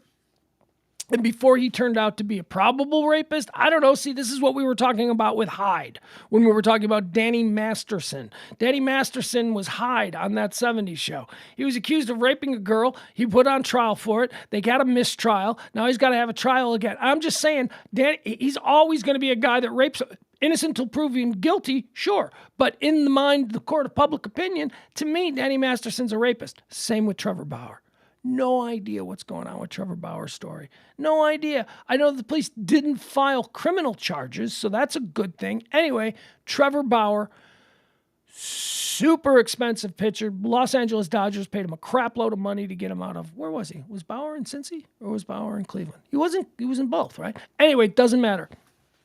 Trevor Bauer became a disgrace to the Los Angeles Dodgers last year, sat out the entire year, and it looks like he's signing a deal with the Yokohama Dene Bay Stars of the Nippon League. Oh, how humiliating for Trevor Bauer. He now must go and play in Japan for $5 million. It's gave him $5 million. You're a disgrace. Here's $5 million. Yokohama Bay Stars. Okay, so that's what it is. So Trevor Bauer is signing with the Yokohama Bay Stars. Jimmy G is trending. See, it's because of NFL free agency. What are they saying about Jimmy G? Okay, hasn't been traded yet. Are they going to trade Jimmy G? I mean, honestly, if I was one of these quarterback needy teams, and there's a number of them out there. All right, you forget about Houston. They're not quarterback needy because they've got the second pick in the draft. You can forget about Carolina. They're not quarterback needy. They got the first pick in the draft. Third is the Cardinals. They're not quarterback needy, but I think they should be. Fourth pick is the Indianapolis Colts. They are quarterback needy. So I guess what I'm trying to think of is, if I was too far down the draft to get one of the four quarterbacks who are expected to be can't miss, and I can't even really say that about all four, but if you're one of the four premium quarterbacks in this draft, if you're drafting outside of having any hope of getting them, then you might be in the market for Jimmy Garoppolo. So you're talking to the San Francisco 49ers. But if I'm talking to the San Francisco 49ers, I think I'm more interested in trading for Trey Lance than Jimmy Garoppolo, right? Because if you're a team, let's say you're picking like 15th, so you really don't have a chance at a game breaker quarterback, or at least a quarterback that has any real hype. So if you're picking at like 15th, somewhere in there, and so you know that free agency is where you've got to get your next quarterback because you're not going to probably get your quarterback of the future there. And I'm talking to San Francisco. I wouldn't be talking about Jimmy G. I'd be talking about Trey Lance. I know he's like a rookie again. He's like a rookie. Trey Lance has done absolutely nothing. He's been hurt. We haven't seen anything from him. The San Francisco 49ers traded up to get him. They traded away a lot of stuff to get him. Yeah, I'd want. I don't want Jimmy. Don't talk to me about Jimmy Garoppolo. Talk to me about Trey Lance. All right, let's see what else. I would rather sign an unproven raw with a potential very high ceiling in Trey Lance. I would rather sign him with 2 years of broken NFL experience than what I know Jimmy Garoppolo is. He's Jimmy generous. He's Jimmy turn it over. He's Jimmy gonna throw an interception at the worst possible time. I know what that is. He can control a game. He can be a game manager. He can probably win a Super Bowl with the right team around him. But he's Jimmy G. Trey Lance is a guy you traded up for. Trey Lance is a guy who just shot up the draft board 2 years ago. Came out of nowhere, North Dakota State. Is that where he's from? Something like that.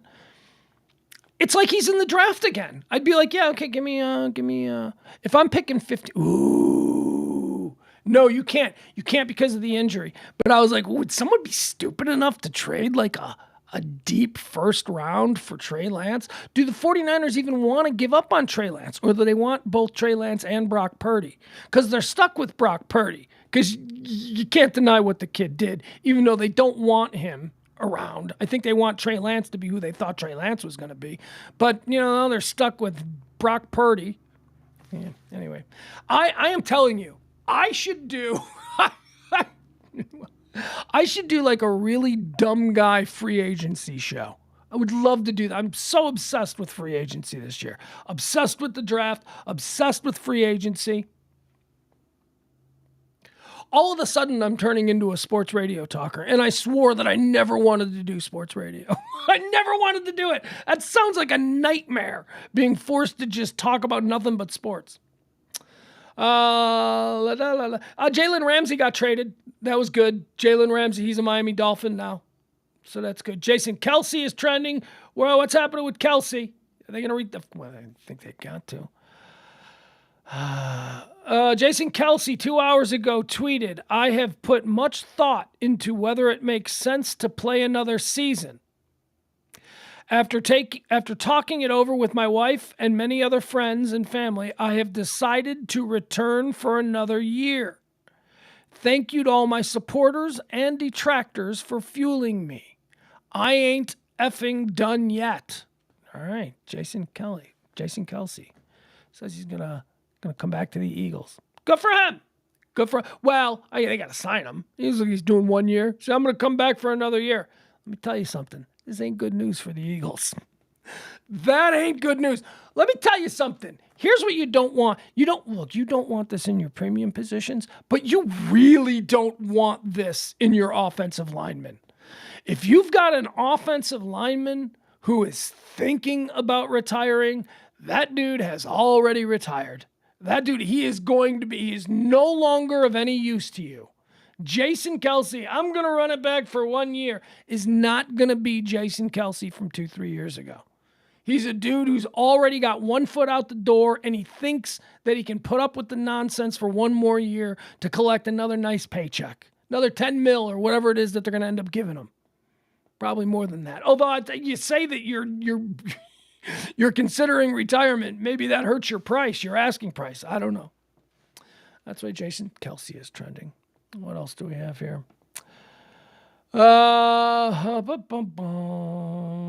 Jets. Oh, Jets fans are super excited about the Aaron Rodgers thing. I'll tell you, I am licking my chops at that. Oh, I want Aaron Rodgers to go to the New York Jets. I want Aaron Rodgers going to the New York Jets so badly. And I'll tell you again why. Because Green Bay, he has played his entire career in Green Bay.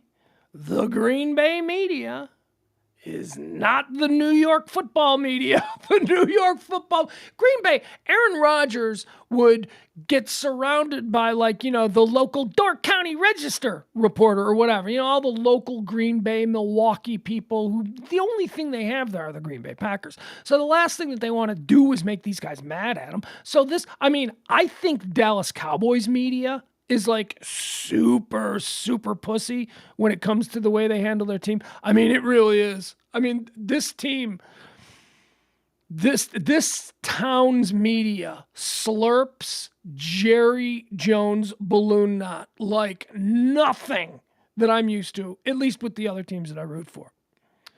That's not going to happen with the New York Jets. It certainly did happen Aaron Rodgers' entire career with Green Bay. Aaron Rodgers would sit at his desk, his locker. He would start waxing poetic about something, and the Green Bay Riders would just be like, that ain't going to happen in New York.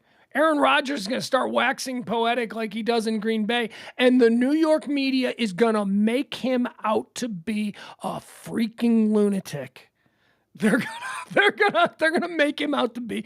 He's already got the brand is already troubling for New York media, or troubling for him insofar as the New York media will handle it. This whole hippy dippy isolation ayahuasca, they are gonna run with that. The New York media is gonna have Aaron Rodgers painted like Jerry Garcia by week 4. If he ends up in, I swear to God, they are going, and he's going to get so mad because Aaron Rodgers doesn't even talk to his own parents because he doesn't like people telling him what to do. New York is a different animal. It's a different animal. Flip side, if I'm wrong about all of that, and Aaron Rodgers is still the greatest quarterback I've ever seen play, and he is. One game, one quarterback, must win. Who do you want? I'm going with Aaron Rodgers. And I say that as a Bear fan. So as far as Aaron Rodgers is concerned, where his football skills are, that is a huge show of respect from yours truly. He's the best. He's a winner.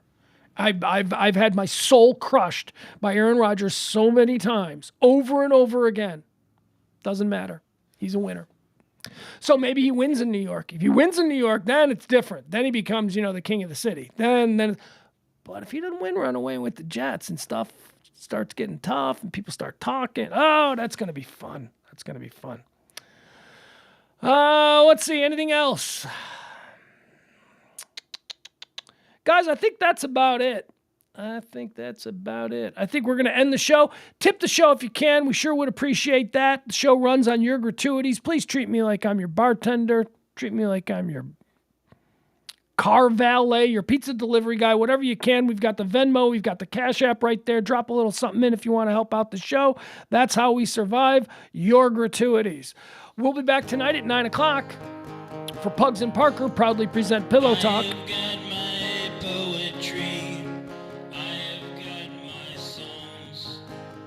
See me through the lonely nights, help me to be strong. Sorry, just looking at Twitter as I listen to the dulcet tones of John Hinckley singing his #1 smash hit, Never Ending Quest.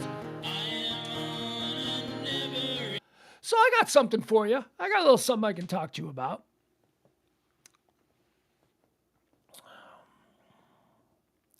So I started watching a new show. And I've only watched the first 6 episodes of it. I started watching it on, was it Thursday night of last week? I think it was Thursday night. And so between Thursday night and last night after the Oscars, I watched the 6th episode. So I'm watching this new show. I'm interested in it. I'm interested in it because, okay, so it's a new show on Amazon Prime. Okay.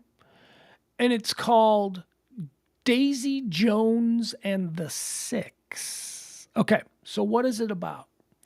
It is a fictional story. It's fiction about a rock band in the 1970s. And they were a big, very famous, very popular rock band. And there was a whole bunch of like romantic relationships going on in the band. And, it's basically a series about what happened with this band? What was all of this stuff, this drama, this intrigue that was going on romantically? What was this all about? It's basically the story of Fleetwood Mac. It's basically a show about, it's not Fleetwood Mac. It's not. But they even the band is even mixed with women and men, and some are from England and some are American. It's basically Fleetwood Mac.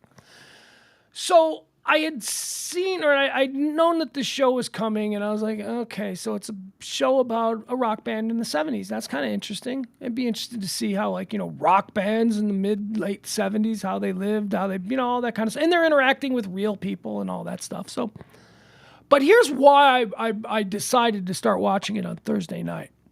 It stars Riley Keough. Riley Keough plays the main character of Daisy Jones. Riley Keough is Lisa Marie Presley's daughter. Riley Keough is Elvis Presley's granddaughter. And we all know, Lisa Marie just recently died. And I don't know anything that I knew that Riley Keough was an actress, right? And as soon as I saw her, I went, well, that's obviously Elvis's granddaughter. Because she looks like Elvis. She really looks like Lisa Marie. She really looks like Lisa Marie. But Lisa Marie Presley also looked like Elvis. So I started watching it because I was like, okay, so let's see what she's got. And all of the songs that the bands do are all original compositions. And they're presented like they were smash hits in the 70s. So, like Fleetwood Mac songs, basically. So I'm listening to all of these songs, and, they're playing these songs, and they play them enough so that if you watch the series, they start to grow on you, and you're like, okay, I kind of like the song. This song is catchy. I like the song.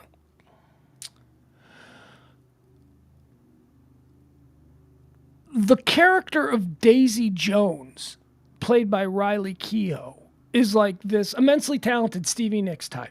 This singer-songwriter, she's obviously just a breakout star. And the rest of the band is like, kind of got problems with it.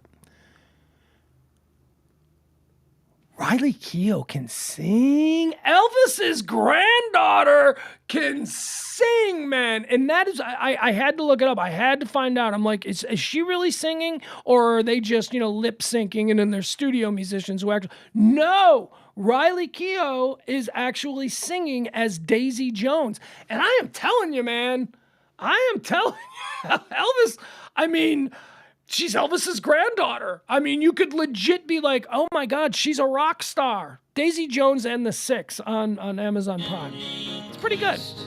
I'm okay with it. I don't love it. I'm enjoying it. 6 episodes. I watched it all weekend. In between college basketball and stuff like that. Spring training baseball. You guys, one other thing. Spring training baseball. Oh my God. I can't tell you how much I love this pitch clock. And I had an experience. So I watched World Baseball Classic. I watched the United States and Panama? Was it Panama? I don't know, whoever it was. I watched a couple of innings of the World Baseball Classic. And I watched a couple of innings of that after I'd watched an entire spring training game of Major League Baseball.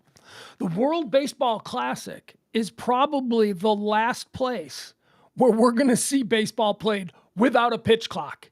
And I am telling you, it was unwatchable. After the last couple of weeks of watching spring training baseball games come in at about 2 hours and 15 minutes because of this pitch clock, which is such a beautiful thing. By the way, it's not just the pitch clock. It's not just that they're delivering the ball to home plate every 15 seconds, which they are. And it used to be like one pitch a minute. It would be like every... You know how it was. The pitcher's up there shaking him off. Yeah, no. Steps off the mound. Batter steps out of the box. Now the pitcher's looking over at first. Now he's going to throw to first 5 times. It was brutal. And I love baseball. I say that as somebody who loves baseball. What Major League Baseball has done with this pitch clock is they've eliminated all of that bullshit so that 3 hour and 15-minute games are now 2 hour and 15-minute games. And let me tell you, there are few things in this world more enjoyable than a 2 hour and 15-minute baseball game. It's just beautiful. Come on, keep it moving. But then I watched the World Baseball Classic, and I watched a dude throw over to first 5 times in a row, and I thought to myself, we'll never see this in Major League Baseball again. That is amazing. Like, there's rules now. Major League, the whole thing, Major League Baseball, like, pitch clock is just one thing. But also, you can't just keep throwing to first base. That was always a problem. Go on first, throw to first. Back to the pitcher, he's setting again. He's looking the pitcher back. He's shaking off the catcher. Oh, he's throwing the first again. Okay. All right. He was back safely. Can't do that anymore. None of that bullshit exists in baseball anymore. And it is so great. Well, it's ruined the strategy. Oh, has it? Or has it forced us to create new, more modern strategies? Now, you can stay back in the 1920s with your old Tris Speaker strategies for baseball, but I would prefer some new modern ways of doing it. Things can be improved. Baseball has been improved, people. It has been improved.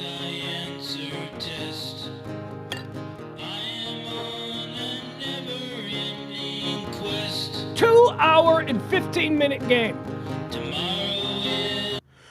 You guys, I had been watching the game for an hour, and it was already in the bottom of the 5th inning. An hour? We've gone through 5 innings in an hour? What? Now, obviously, the game slowed down after that, but yeah. It's like, my God, I'm only an hour into this game, and we're in the 5th inning already. It's so much fun. Although, let's not kid ourselves. It's still way too slow for modern children. I mean, it is still way too slow. I don't know. That's the big problem, getting my kid to really be a baseball fan. My son likes baseball, and he tangentially watches the standings, and he's like, oh, what'd the Sox do last night? So he's into it like that. But he's not like watching games in his spare time and all that. It's still too slow for the modern child. I don't need no 401. I don't have the green. Down the road. Ross Rubio says, what's next? Eliminating extra innings? No, but the Ghost Runner is still a thing, and I love the Ghost Runner. That's right. Start the 10th inning with a man on second base. Why? Because we got shit to do. We got places to go. We can't do another 9 innings of this bullshit. We're going to put a man on second base. You fools, you high-paid idiots, you couldn't get the job done in 9 innings, and now you think you're going to hold us hostage for the rest of the night? Put a man on second base. Let's see if we can get this guy home, and we all go home for dinner. That's baseball. I'll travel far from the comfort nest. I am on. Adam Marina says they should make extra innings 3 innings, then have ties.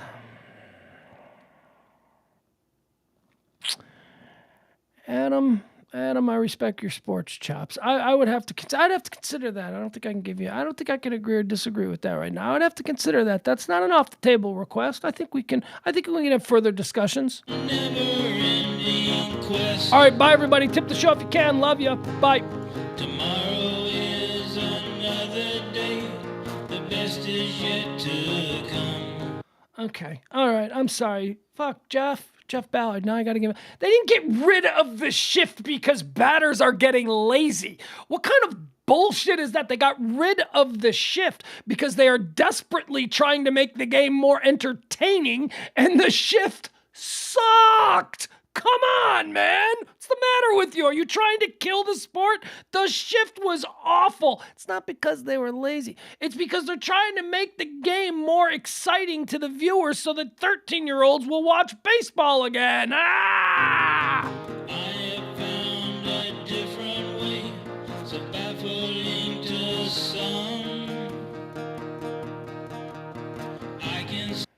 And by the way, can I just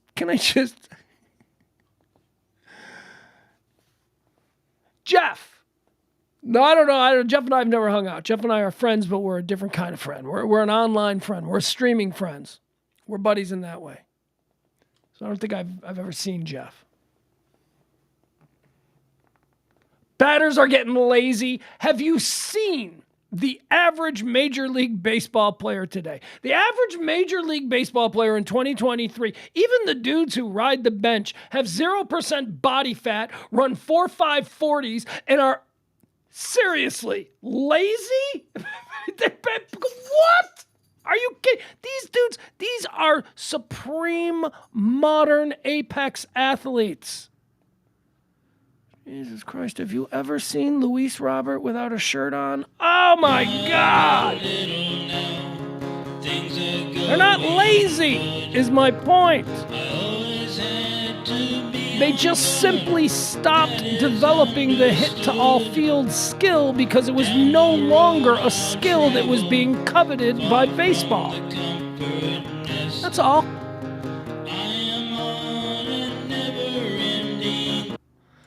And also, the hit to all fields skill, that was a thing when ballparks had 500-foot walls and, players were smoking 3 packs of cigarettes. They weren't apex athletes. Home runs, the ability to smash, the ability to just absolutely rake has been increased over the past 30, 40 years in Major League Baseball because of the way these guys train, especially in the offseason. Now, talk baseball. Nobody wants to hear me talk baseball.